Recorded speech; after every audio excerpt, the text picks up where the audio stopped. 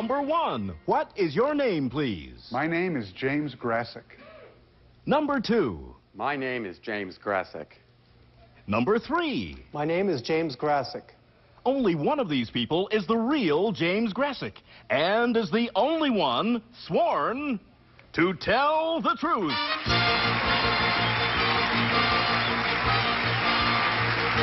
Now let's meet our panel. Co-star of Murder, She Wrote, Ron Mason. From head of the class, Christine Hodge.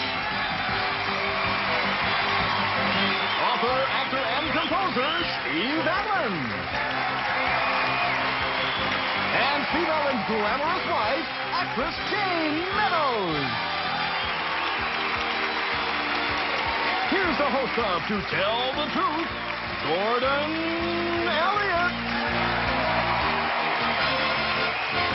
Oh! Good morning. And good morning, panel. Morning. And Christine, the last time I saw somebody wearing an outfit like that, they had a wolf and a picnic basket with them. What big eyes you have, Grandma. Oh, yes. Let's go lunch in the woods somewhere for a little while. We're going to move along. Let's get right to the story presented by our first team of challengers, all three of whom claim to be James Grassick. And here is his story. You could read along with me. I, James Grassick, am an underground musician. For 20 years, I've been playing the violin in New York City's subway and train stations. When I started playing, I made $10 within the first 5 minutes. The massive subway system soon became my workplace. On many occasions, my listeners have missed their trains while taking in the final strains of a sonata by Schubert or Bach. While most musicians dream of making it on Broadway, I was making it under Broadway. Recently, with the money tossed my way, I rented a hall in Lincoln Center and performed a concert to a packed house of my subway friends. I played 12 encores, but my favorite platform is still on 53rd Street and Lexington Avenue. Signed, James Grassick.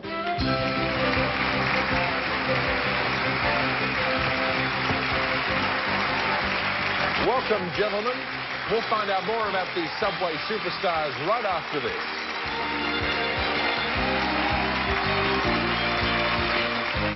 Welcome back to Tell the Truth. And panel, all these three people claim to be James Grassick. Oh, bless you, little sneeze from Christine. Let's start the questioning with Jayne Meadows. Jayne. Jim, number 1. Who are the most generous, women or men, in donations? Men, generally. Men? Yes. Number 2, Jim, number 2. What time of day is the best for getting donations?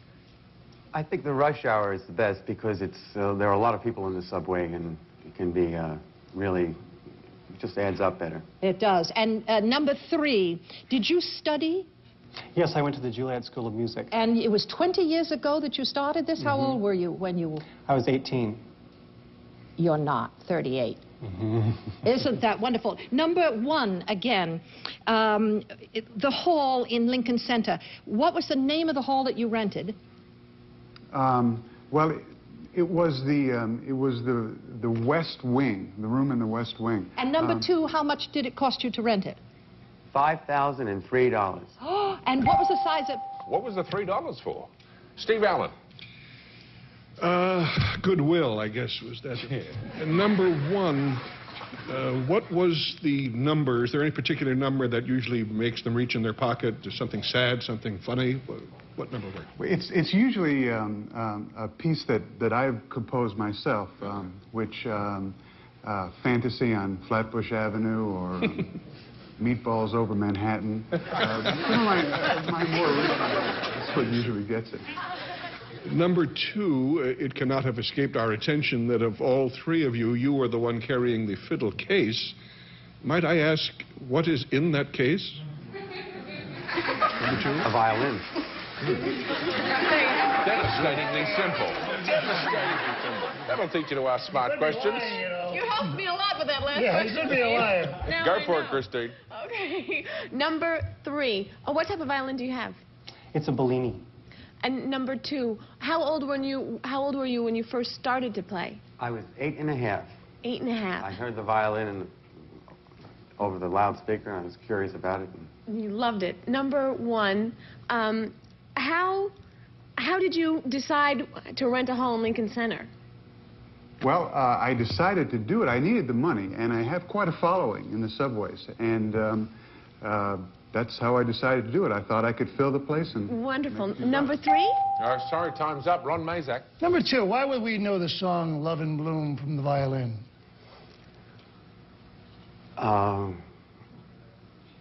That was the song that I do get requests for it. He can't tell you about it, but he can play it. Okay. Number 3, what is the Hot Canary? I really don't play popular songs, mostly just classical. Number 1, how many people walk up to you with that joke? How do you get to Carnegie Hall? Practice? Pardon me? How do you get to Carnegie Hall? Practice. How do I get there to practice? Am I having a lot of fun here? Yeah, vaudeville isn't really suffering from the loss of you, I think. Time's up, panel. Time to vote for either number 1, number 2, or number 3. Our team of challengers will receive $500 for each incorrect vote with a guarantee of $1,000. And if the panel is filled completely, the team of challengers wins $3,000. And panel, if you're ready to cast your ballots, let's begin with the lovely Jayne. Well, number 1 stuttered a little bit on the, you know, where in Lincoln Center. And number 3 looks like a violinist, but I think that's to throw us off. I'm voting for number 2. Okay. Looks like a man who spent a lot of time underground. Yeah, exactly. Jayne? Okay. Steve.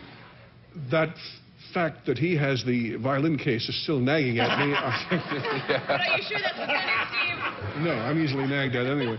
I think that might... No offense. I just got it! How dare you? I didn't even dare. I can't believe that they would be that obvious. My glasses are falling off as you Yeah, that's know right. That's okay. My pants are falling off. Doesn't matter. I think it's number 1 because I think you'd have to have a little sense of humor to do this crazy a thing, and I think he has that. So, number 1. Number 1. Christine Hodge. I'm torn. One of my dearest friends is a violinist. I wish you were here. Goodness, I can't really decide between 1 and 2, but I'm going to go with 2. I think he'd play the subway very well. Okay. I've never heard that tune, but if you hum it, I'll pick it up. Yeah. Subways are for sleeping. And Steve, you should know from our neighborhood in Chicago that you can carry other things in a violin case, especially on St. Valentine's Day. We'll see. Number 1 got me confused because he said he needed the money, and yet he would pay $5,000. And he also was wearing a ring and a watch that I don't know he would have that long in the subways in New York. And number 2, Love in Bloom was Jack Benny's great theme song. And number 3, I just feel you like hanging around in subways. You meet some nice people there. Okay, there you go. As you can see, the votes are in. 1 vote for number 1, 2 votes for number 2, 1 vote for number 3. And now it's time to find out who the real violinist from Down Under is. Will the real James Gracek please stand up and play? You did it, James, Christine. The women's vote. Now, James is going to play for us for a while. But while he gets ready, we'll meet the imposters. Number 1, 1 vote. What's your real name and what do you do? My name is David Heisler, and I teach economics and U.S. history at Polytechnic High School in Sun Valley, California. Congratulations. Number 3, what's your real name and occupation? My name is Victor Ernst, and I'm a waiter on a cruise ship in Los Angeles. Oh, really? Now, James, what do you usually play in the subway? Well, if I have a lot of time, I can go through maybe a fugue by Bach or a nice popular song. Right. I get a request, but if there's not much time, which there probably isn't now, I play a quickie, something like little Mozart. Huh.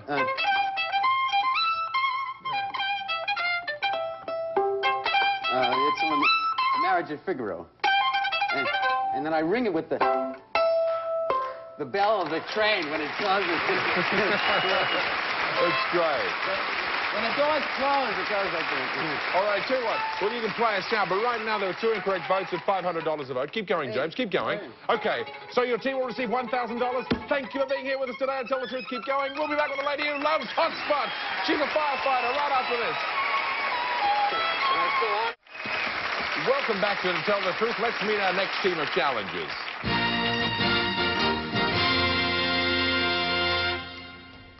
Number 1, what is your name, please? My name is Brenda Tracey.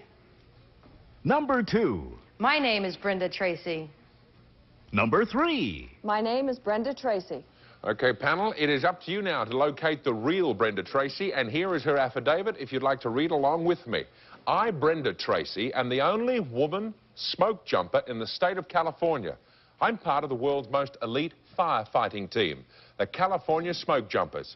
When a fire breaks out, we fly over the inferno and parachute to the forest floor, trying to avoid landing in a tree.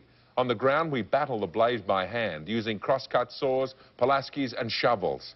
We've flown to Alaska to fight a blaze that raged out of control for 3 months. And recently, in the Sierra National Forest, temperatures soared to 700 degrees. Trees exploded and burned in seconds as we dug fire lines to set back the flames. My job is dangerous, but I love jumping into fires. Signed, Brenda Tracey.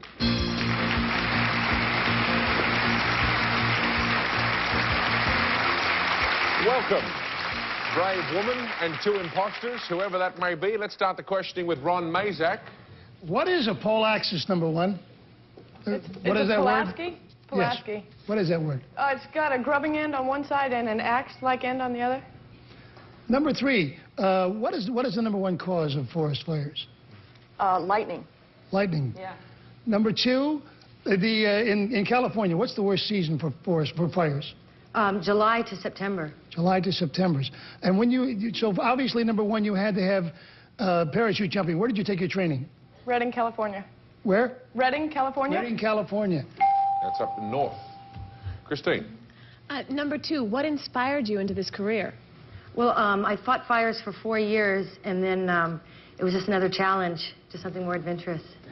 Number 3, you said elite. How many of there are you? In the whole United States, there are just under 400, I think 382, but only 13 women. Yay. Yeah.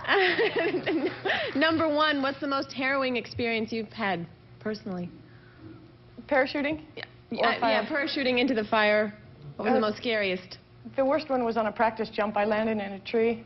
I got picked up by the wind and taken across the jump spot and landed in a tree. Ouch. Number 3. Steve Allen. Never mind. Yes. You mentioned you use Pulaskis and Tomaszewskis and all those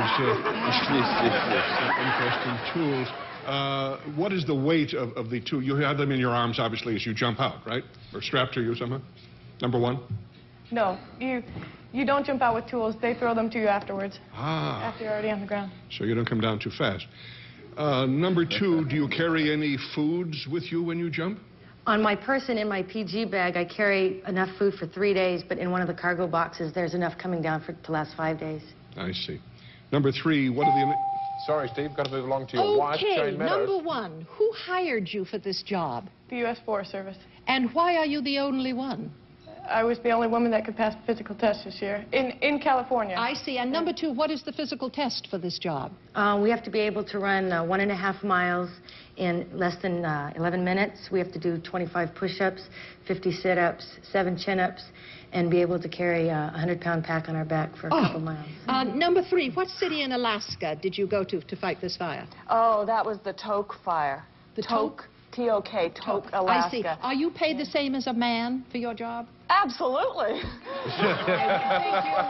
Jumping into flaming infernos. Time's up, panel. Time to vote for either number 1, number 2, or number 3. Our team of challengers will receive $500 for each incorrect vote with a guarantee of $1,000. And if that panel is filled completely, the team will receive $3,000. And panel, you're ready to cast your votes. We'll start with Ron. Well, I first of all, whoever you are, I have great admiration for you. Great respect.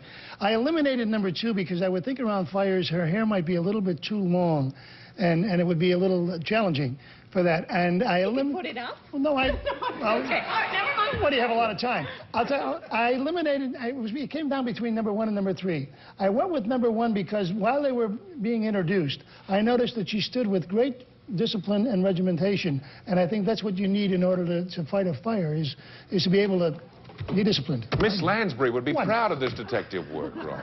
I just find him. She figures him out. Christy. Well, I was between...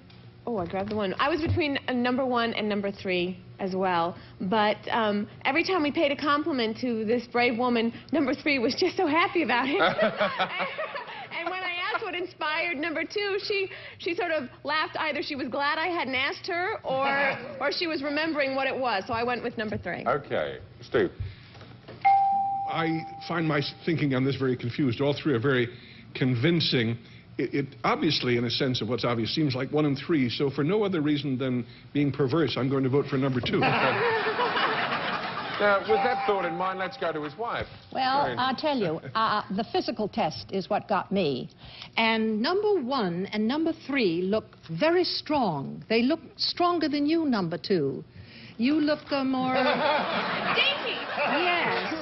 So I think I'm going to go with number 1. She has very strong hands to do the shoveling and the... This will be fascinating. 2 votes for number 1, 1 vote for number 2, a perverse vote, but a vote nevertheless. And a vote... None of them, is it? Come on, Gordon. None of them, is it? It's none of them. I'm the firefighter. Okay, and 1 vote for number 3. Now let's find out who the real fire extinguisher is. Will the real Brenda Tracey please stand up? Did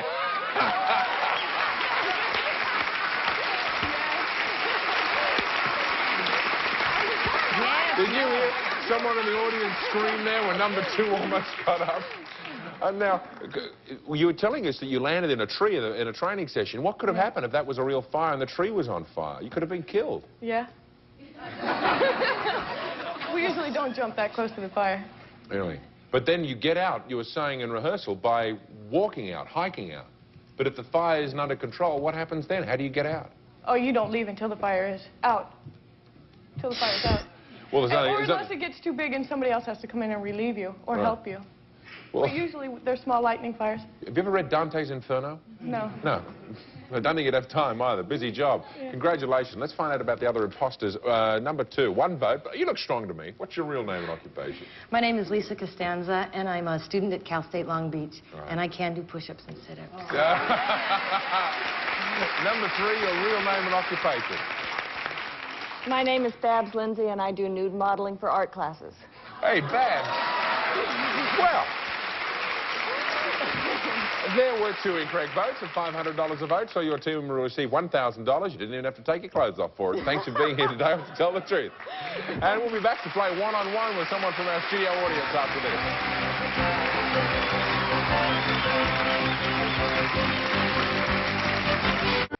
Welcome back. Now it's time to play one-on-one with someone from our studio audience. Burton, who do you have for us today? Well, Gordon, today I'd like you to meet John Fritz of Riverside, California. Hello, John. Hello. Welcome. Thank you. John, here's your chance to play one-on-one. I'm going to introduce you to a lady with 2 stories, Tammy Wolf. Welcome, Tammy.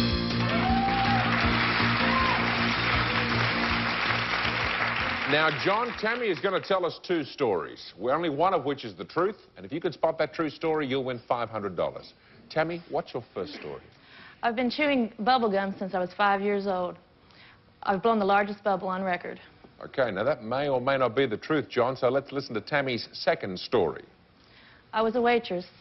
As a tip, I was given a scratch-off lottery ticket. When I scratched it off, it was worth $10,000.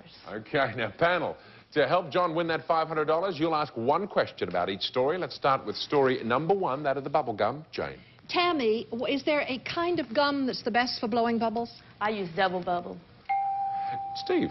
Have you ever found yourself unable to blow a bubble? Not very often. People make me laugh. Christine. Did you used to get in trouble in school for blowing bubbles? All the time. Ron. I was hoping they were going to help me here. How do you measure the world's largest bubble? Well, my boyfriend made up a thing out of a caliper, and it put a measuring thing on it, and you blow the bubble, and he puts it up underneath it, so it comes up on both sides, and it measures the diameter. You measure it very carefully, of course, Ron. Okay, now, John, you've heard the first story. Let's listen to the second, that of the lottery win. Jayne.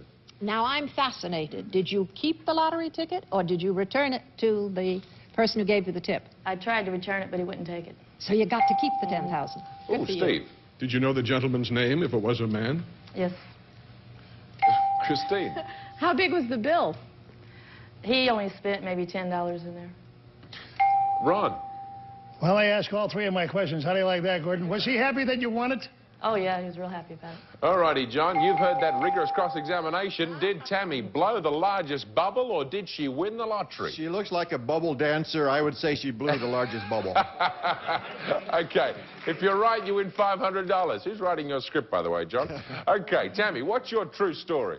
To tell the truth, I won the lottery. I'm sorry, John. You were wrong, but we do have a very nice gift for you. Thanks for playing one-on-one. Thank you.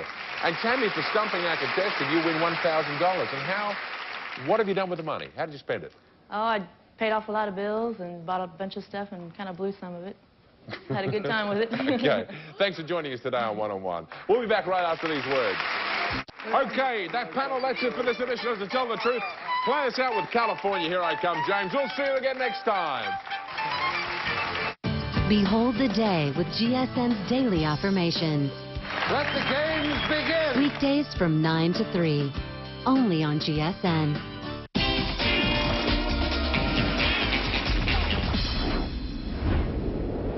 GSN.